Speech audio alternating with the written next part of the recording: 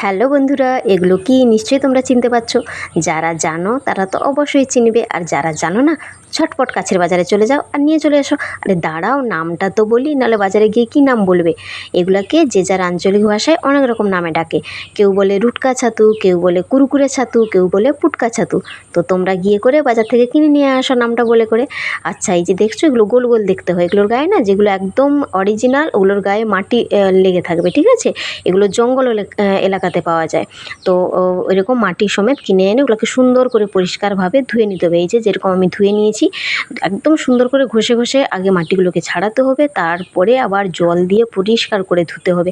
তাহলে মাটি থেকে মানে যদি লেগে থাকে তাহলে একটা মেটো মেটো গন্ধ উঠবে। এবার তারপরে এগুলোকে কেটে নিতে হবে। কেউ দুফালি করে কাটতে পারো, কেউ চার ফালি করে কাটতে পারো। তো এই যে আমি সুন্দর দুফালি করে কেটে নিয়েছি। তারপরে আবার দেখবে বন্ধুরা, ভালো করে কেটে যদি কালো হয়ে যায় না ভেতরটা, তাহলে ওটা নষ্ট হয়ে গেছে, ওটাকে ফেলে দিতে হবে। কেমন, এই যে দেখতে পাচ্ছ কি সুন্দর দেখতে। আর সত্যি বলছি, এত নির্ভেজাল জিনিস বর্তমান বাজারে এর বিকল্প নেই, ঠিক আছে। এবং সুস্বাদু, অসাধারণ সুস্বাদু, মানে মাছ মাংসের কাছে পাত্তা পাবে না। আর বাজারে এখন এটা একদম রমরমিয়ে চলছে, মানে মাছ মাংস পিছে চলে যাচ্ছে, আগে ছাতু চাই। তো চলো বন্ধুরা, আজকে দেখিয়ে দিই এই ছাতু কি করে রান্না করে খাবে। তো প্রথমে কি করব, কড়াইতে তেল ঢেলে নেব। তো কড়াইয়ের তেলটা গরম হয়ে গেলে অল্প একটুখানি নুন দিয়ে দেবো, তার সাথে একটুখানি হলুদ দিয়ে দেবো। আমি যে কোনো ভাজাভাজি করলে আগে নুন আর হলুদটা দিয়ে নিই তেলে। এবারে কি করব, ওই যে ছাতুটা ধুয়ে পরিষ্কার করে কেটে রেখেছিলাম, ওই ছাতুটাকে তেলের মধ্যে ঢেলে দিয়ে সুন্দর করে নাড়াচাড়া করে নেব, যতক্ষণ না তেলের মধ্যে ছাতুটা ভালো করে মিশে যায়। কি সুন্দর হলুদ হলুদ রঙ এসছে না, ওফ, দেখেই তো লোভ লাগছে। তারপরে দেখো এই যে কেমন ছাতু থেকে জল বার হচ্ছে, এই জলটা যতক্ষণ না শুকিয়ে যায় ততক্ষণ নাড়াচাড়া করে যেতে হবে, তবে গিয়ে তো ছাতুটা ভাজবে না। জলটা শুকিয়ে গেলে, তেল বেরিয়ে গেলে ভাববে ছাতু ভাজা হয়ে এসছে। এই যে ছাতু ভাজা আমার প্রায় হয়ে এসছে, তেলটা বেরিয়ে গেছে। এবারে এই ছাতুটাকে কি করব, একটা জায়গাতে সুন্দর করে তুলে নেব। দেখছো, ওহ মা গো, কি দারুণ লাগছে। আর এই জায়গাটাতে রাখতে এত সুন্দর লাগছে, মানে আমি প্রথমে খেয়াল করিনি, ছবি দেখে আরও ভাবছি যে ইস, অসাধারণ লাগছে দেখতে।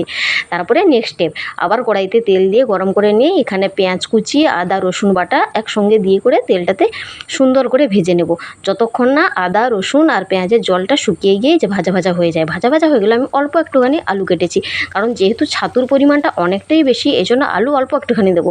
ওই আলুটাকে ভেজে নিয়ে করে অল্প একটুখানি হলুদ, জিরে গুঁড়ো, ধনে গুঁড়ো আর শুকনো লঙ্কার গুঁড়ো দিয়ে দেবো, আর অল্প একটুখানি লবণ দিয়ে দেবো।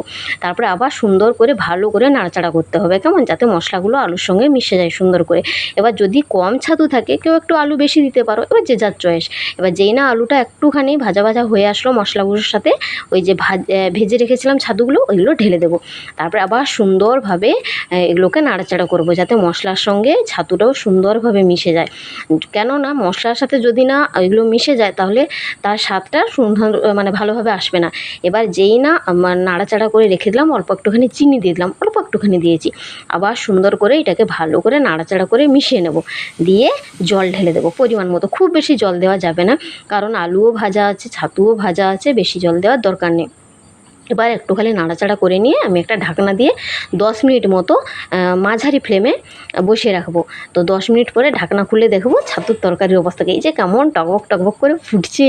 ওহ, তা আমার তো মানে রেডি হয়ে গেছে তরকারি। এবার সেটাকে সুন্দরভাবে আস্তে আস্তে করে নামিয়ে নেব। কালারটা যা মানে অসাধারণ এসছে না, মানে দেখেই লোভ লাগছে খেতে। আর স্বাদ সত্যি বলছি এক কথায় দারুণ। যারা খেয়েছো তারা জানো, আর যারা খাওনি ঝটপট বাজার থেকে নিয়ে এসে রান্না করে খেয়ে আমাকে বলো কেমন হয়েছে। কেমন, আজকের মতো